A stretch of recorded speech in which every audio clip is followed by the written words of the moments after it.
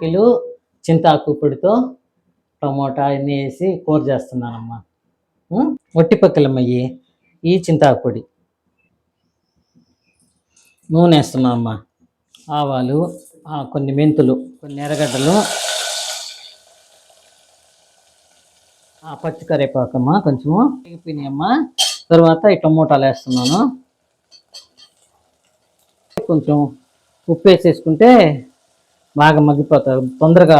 దేంట్లో అయినా టమోటా వేసినప్పుడే ఉప్పు వేసేసుకోవాలి. కొద్దిగా పసుపు, 2 వంకాయలు చిన్నవి దాంట్లో వేసుకుంటే బాగుంటుంది.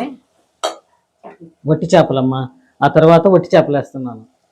ఎండు చింతాకు పొడి అమ్మ ఇది. దీన్ని కూడా దీంట్లోనే యాడ్ చేసుకోవాలా. కారం అమ్మ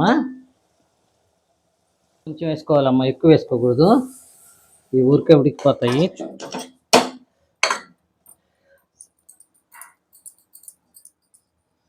మూత పెట్టి చిన్న మంట మీద ఉడికించుకోవాలి. రెడీ అయిపోయిందమ్మా.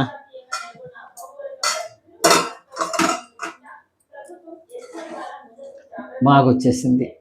దగ్గర పడాలి, ఇట్లా దగ్గరగా రావాలి. నిమ్మ ఉండకూడదు. 2-3 రోజులున్నా ఎక్కడికి వెళ్ళదు. ఇది వంకాయ వేయకుండా ఉంటే 2-3 రోజులున్నా నిలవ ఉంటే బాగానే ఉంటుంది. చింతాకు పొడితో బాగా రుచిగా ఉంటుందమ్మా. మంచిది కూడా, ఆరోగ్యానికి కూడా మంచిది. ఈ పెద్దోళ్ళ కాలం కూరలమ్మా. ముద్ద తిని చూడు, చాలా ఉందిరా. బాగుందా? సరే, ఇంకో ముద్ద పట్టు.